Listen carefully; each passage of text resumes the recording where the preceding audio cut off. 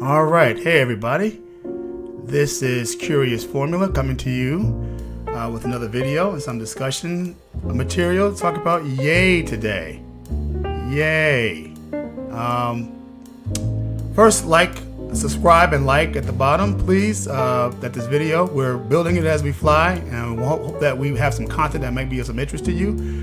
So please subscribe and like as we go along and build this, and send this to somebody if you think they might be interested. Is Ye racist and wrong, or ignorant and right? What we try to do on this channel and with this platform is to look at all sides, all angles and perspectives in this cancel culture world. For far too long, I think in this world that we all operate in and listen to and click through, we talk about black hats and white hats. You're either good or you're bad. You're either all right or you're all wrong. There's no room for nuance. There's no room for gray in the area of black and white. There's no ability to not check off all the boxes to show that you are progressive or conservative. And if you don't check off all 10 or 20 of these boxes, then you're not that. And that's just not who humans actually are. We're complex. There are a lot of things that influence us and that play on us and mold us to the person that we are. And it's not all one side of anything. Nobody is completely all conservative and completely all progressive. Nobody is completely all pro-black or anti-black. Nobody is all pro-environmental, anti-environmental. Nobody is all religious and non-religious. We are complex human beings who have a lot of different things that influence who we are. And stars and people that we look up to in the media and in entertainment are no different. And so the grace that you will want someone to have for you as you develop and cast away certain things and add certain things to your menu that guide your life, that you believe in, we need to extend the same grace to other people and not exclude them simply because they're on the public stage in our lives. And we need to stop equating so much importance to them as well. But go with me along with this. Full disclaimer, I think Ye's comments are racist. They were out of bounds and they represent the worst tropes about the Jewish community that have been in existence for hundreds, if not thousands of years. That the Jewish community sometimes operates as a controlling cabal and in the industry of banking or Hollywood or the music community.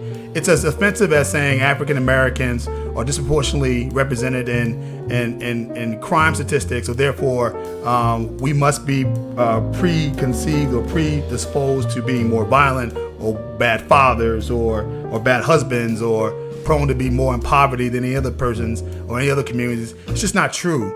And even if there is a disproportionate amount of people who are Jewish who are represented in these different industries, it is no evidence of some kind of secret meetings going on and power structures going on.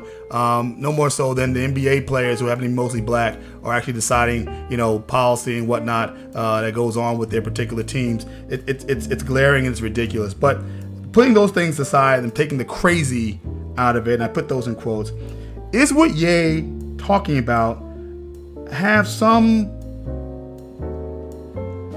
grading of truth in them? And what I mean by this is that there were two things that he really talked about that got sort of thrown away by us focusing on the headline grabbing things. The first thing he talked about really was Hollywood's and the music business's deliberate actions to make money on the backs of narratives of black trauma. That's the first thing. We're going to address that. I have a video that I want to show you guys about that. And the second thing was Ye's newfound commitment to advancing black power, control, and economic empowerment, particularly in the fashion industry. And we're going to talk about that because there's some articles and links that I'm going to put in the bottom of this once this goes live that you will see as well. But pay attention to this video. Part of it is a discussion. First part of the video is a discussion from a known person talking about the industry and how it operates to put forth an image of African Americans that is negative and who benefits from that. And then the second part is an interview that Crazy Bone did with a radio person that talked about a consultant who has remained anonymous, talking about a meeting or a series of meetings where this shift in pushing negative images came up officially and the repercussions of that. So just listen in. About what it's like to murder witnesses before trial. The truth is they don't exist. And the question is why? Why don't they exist? Do white people not kill people? Do white people not use AK-47s to shoot each other? I mean, we know, do white people not do drugs? Do they not deal drugs? Of course they do. But why is it that it doesn't make it to our mainstream radio? Why is it that we don't hear it hundreds of times a day? Now I want to stop it here because you may not be able to see the words here. It says, music influences the subconscious mind faster than anything else. It's been proven through science and psychological tests. What you listen to is what you will become. They want blacks to be violent to one another on purpose by signing known killers, gangsters, and drug dealers in order to glorify them and make them cool, role models for black kids to aspire to be like, and it's working. In hundreds of cities across the nation, thousands of plays that say the idea that a black guy would kill another black guy is something to be celebrated, something to be romanticized. And why is it the white people don't do it? So let me freeze it there before the Busy Bone article comes up. So essentially, by marketing one type of product, right, to one community or to the worldwide community, it becomes that. And I know what some of you will say. Well, you know, just because somebody sells something doesn't mean our community has to buy it, right? But when the reality is, when that's the only product to buy, that's like going into a store saying, you know, I don't want to eat white bread because white bread is not good for us. Something we'll talk about in another video as well. It's not good for me. I want to eat wheat bread because I know that's better for me. But when all you've ever seen is white bread, A, you may not know what wheat bread that it even exists, and B, if it's not on the shelves in the neighborhood that you shop in, and you know you need bread to make sandwiches, you're going to buy the white bread because you need to make sandwiches. You like sandwiches, and white bread is necessary. Bread is necessary to make sandwiches, and so that's the only one that's. So the point being that selling that narrative actually makes money for the power brokers that be, and people buy it in our community, even when we know that those narratives are not true about who our community is, but more defectively and more at risk, the world community who knows very little about black people, how we live either in America or Brazil, anywhere in the African diaspora, now has a set example of what they think we actually are, what motivates us, what we love, what we value, and what our community actually exists for. Let's listen further to Crazy Bone. Industry colleague who had first opened the meeting took the floor again and answered our questions. He told us that since our employees had become silent investors in this prison business, it was now in their interest to make sure that these prisons remain filled. Our job would be to help make this happen by making music which promote criminal behavior, rap being the music of choice. He assured us that this would be a great situation for us because rap music was becoming an increasingly profitable market for our companies, and as employees, we also be able to. And let me just stop it here because, again, what Crazy Bone is talking about is, you know, and again, I don't know, I know this sounds like a conspiracy and whatnot, but I'm sure this wasn't one meeting. I'm sure for a fact the unknown former music executive is talking about a series of meetings, probably over a number of months, if not years, discussions about this. But it, you know, to dramatize it, to get it to a receivable modem or unit, he probably talked about one big meeting, right? It makes for dramatic effect. But what he's talking about is the industry, Hollywood and music industries' insistence on supporting music and images that are counterproductive and counterintuitive to the black experience in America to sell records. And images are powerful things, and we know that. As far as back as the birth of a nation, seen as the really first full-length motion picture that really recalibrated and retold the story of the Civil War in a way that was not about slavery and chattel slavery and the horrors with it, and the fact that an entire region of our country made money on the backs of selling human beings in a manner of slavery that had never existed on the face of the earth before. Not that slavery did not exist, but chattel slavery did not exist in the form that it did, and made the Ku Klux Klan some kind of marauding, avenging force to take back the power from these hooligans, these rogues, these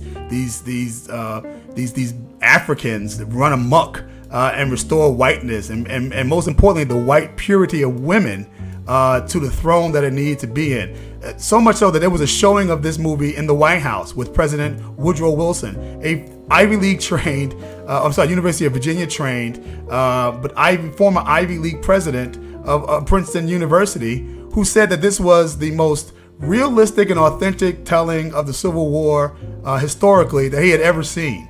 And so when you have that trope being pushed, that then led to lynchings, then led to more black codes in the South in terms of laws and the like, that led to more Jim Crow, that led to more violence, and the growth of the modern day Ku Klux Klan, which had been sort of dying out by that time. That movie started a new birth of the Klan that reached into the millions, that reached into government, not just in the South, but in the Midwest, in the North, out West. And so that led to white councils, white citizens councils, and that led to the Daughters of the Confederacy, right? Starting up and building those monuments all throughout the country, and particularly in the South, that made the Confederacy seem like some kind of lost cause. And that's where all that sort of nonsense comes from that others have spoken about. So images are important, and they have been in terms of American history and the depiction of black people throughout our history. So I just want to put that into context going forward about sort of what happens and why images and why those things are important, not just for us, but how the world sees us as well. Let's continue. To buy stocks in these prisons. Immediately, silence came over the room. You could have heard a pin drop. I remember looking around to make sure I wasn't dreaming and saw half of the people with dropped jaws. My daze was interrupted when someone shouted, "Is this a fucking joke?" So let me stop it there. So there was a period in time when in hip hop, and those of you who are younger don't understand sort of the generations of hip hop, right? Hip hop started off where it started in the Bronx and was really about party music. And then somewhere in the 90s, the late 80s into maybe the early 2000s, maybe 1999-ish. So about a good, 12 to 15 years, 10 to 15 years, there was a period of time where hip hop really was starting to become political. It was really about empowering communities. It was really about changing narratives and talking about us and doing mutual uplift. That's when you saw Public Enemy come out with albums like Fear of a Black Planet. You saw groups like X-Clan. You saw groups like Tribe Called Quest that just embraced our Africanness. You saw Queen Latifah. You saw Moni Love, as you'll see mentioned. You saw Boogie Down Productions with KRS-One, the Blast Master, my favorite hip hop rapper of all time. He was talking about Jesus was an African, right? Again, Public Enemy was talking about Fight the Power. You had Arrested Development that came from the South and was more pop hip hop, but they were talking about issues of Southern black life, and they even had an elder on stage with them. And you had Poor Righteous Teachers. You had just a number of groups, and when I mentioned Tribe Called Quest and De La Soul and Queen Latifah, they had a crew that was together, right? And they pushed these messages of love and understanding, and then you saw people wearing, not putting the gold down, right, and wearing Africa medallions around their neck. The Malcolm X comes out, right, and people wearing X hats, and Public Enemy does the soundtrack for that, right? You see a real commitment. You had the Million Man March in 1995, and a bunch of nonprofits starting as well. That the music was driving that. Hip hop was driving that. Hip hop was in the driver's seat to that. And in some kind of way, it just stopped. And what the people will tell you is they will say, well, the interest in that music stopped. I don't think so, because we look at people like Kendrick Lamar today and others that are out here doing that kind of music. There is a market for it. Even if it's rough and it's tough, it's still a market for that kind of music, but it stopped. And what Crazy Bone is talking about, is that there was a calculated reason why this was that was tied into potentially the prison industrial complex and people making money off of private prisons. Really pulled this off. He was like, they were told not to sign any more political rappers, Any more rap? So now this is, if you can't read this, it says trap music and drill music is now the most popular music. Dissing the dead and speaking about crimes committed in music is being used in court. So the other problem with this is that, right? So here's the other sort of catch-all for this. And again, something I think Ye was trying to raise about his criticisms. So after this drill music, this trap music comes out, and folks who were former drug dealers are now like the lead rappers, right? At one time, rappers who were actually rappers who maybe come from bad communities or communities that were a little dysfunctional. Some of them may have sold drugs, but they were trying to be musicians. Now you actually have people who commit crimes who actually in drug life and gang life actually are the rappers, right? Actually are the music makers. And now they're taking their lyrics and they're using them in court. And you heard Atlanta Attorney General or Assistant Attorney General saying, yeah, I'm using their lyrics because they shouldn't have put that stuff down on wax or should have recorded it, because that's now evidence. So the same music you're putting down that executives are allowing to be put down in the music industry, right, are now being used to put folks where? Into the prisons that were created for folks who then try to follow the examples of this music. That's just an odd sort of occurrence. But it's actually happening. We're seeing it happen before our very eyes. Rappers that had messages in their music. No positivity. It was all to be gangster rap music that they promoted and put out. So if you wonder where Brand Nubians went, where Poor Righteous Teachers they're talking went, about the where music Public now Enemy and the went, groups where and the like. KRS-One So. went, and all sorts of groups like that was talking. Yeah. Even Queen Latifah and Moni Love and those, you know Everybody. what I'm saying? It's a back door. And all this is Anything true. that was All this is harmless, true. Fun rap, anything that had a message in it had. Let me just pause it here, because I would add that also the neo soul movement was also affected by this. Right after sort of that period, there was a revolution in soul music and R&B music where they put the computers away and started getting back to real classic soul with real instruments and whatnot. So the Maxwells of the world came out, and you see Jill Scott come out, and Erykah Badu and D'Angelo, right? And you see all these. Rashawn Patterson, right, and all these like great groups coming out. The Roots were part of that whole part, right? The Music Soul Child, you name the groups. They came out with this real authentic soul, this love music, right? This repurposed love music that was coming out. R&B that was just bringing out a whole new genre of musicians coming out, and then you saw that dissipate as well. Again, as trap music, as drill music, as hip hop becomes the central focus of the music of our community, and R&B essentially, if you look at sales, it's dead. Does not exist anymore. You heard P. Diddy talking about that on the Breakfast Club. He wants to bring back R&B, 112 and that kind of thing, because it doesn't exist. Now, if he knows it doesn't exist, and you can't buy it anywhere, you know what actually happened to that music. It was deprioritized.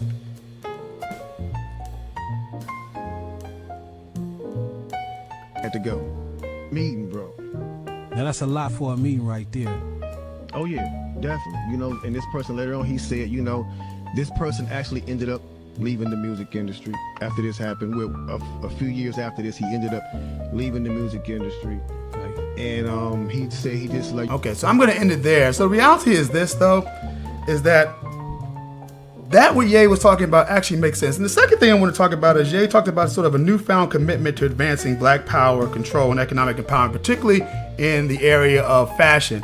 And it seems that just because of this recent controversy, you can't even find these articles that were out here earlier, just maybe a month or two before his comments came out. So everybody remembered the time that Kanye West told Sway when Ye was talking about how he was trying to find a modern version of the Medici family to invest in him and his vision and ideas while he's still in the vanguard of his artistry, to try to move his ideas forward in a number of different things.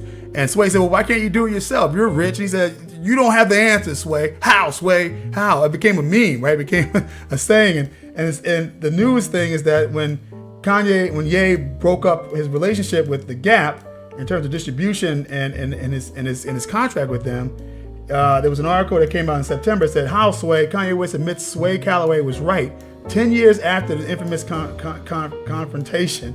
And so I just want to take a quick quote from, and I'll put the link in the link below. Subscribe and like as well, please.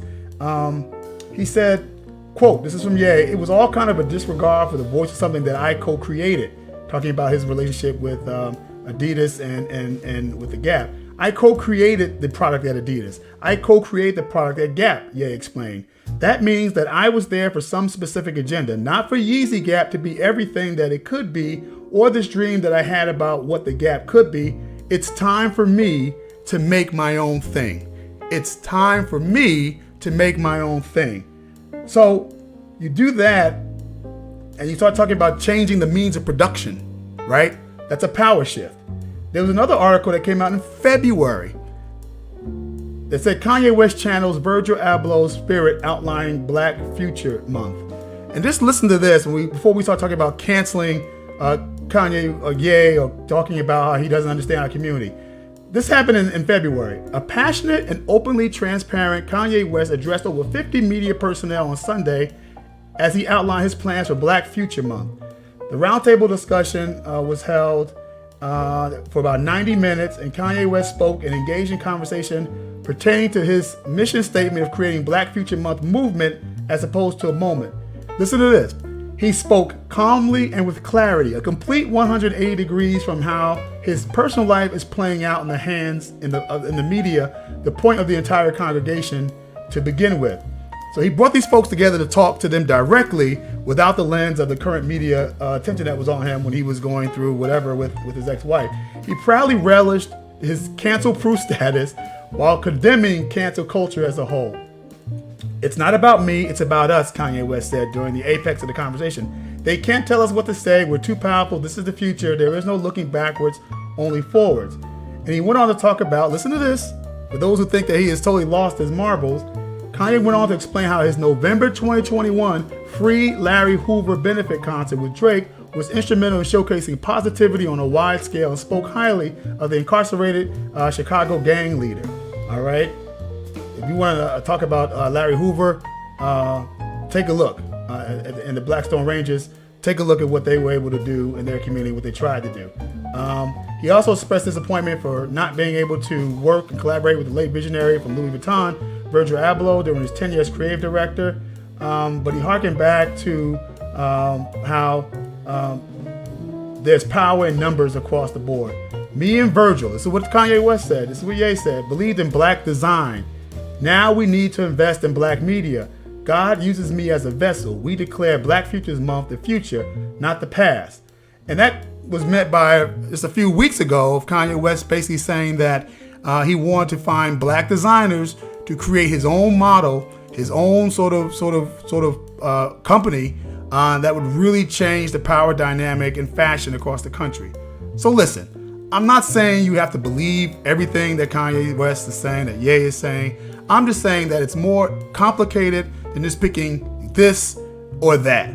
The complexities of him as an artist, as a musician, as a philanthropist, as an activist, as somebody who has embraced Donald Trump on some levels and a leftist agenda, and embracing black empowerment and Afrocentrism and economic independence and Pan-Africanism on some kind of level. When you talk about economic empowerment, it's all that is in one.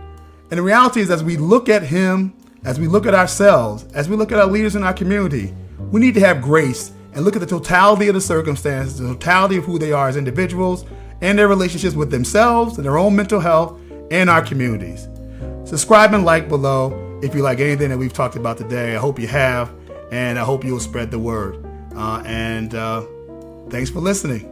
Peace.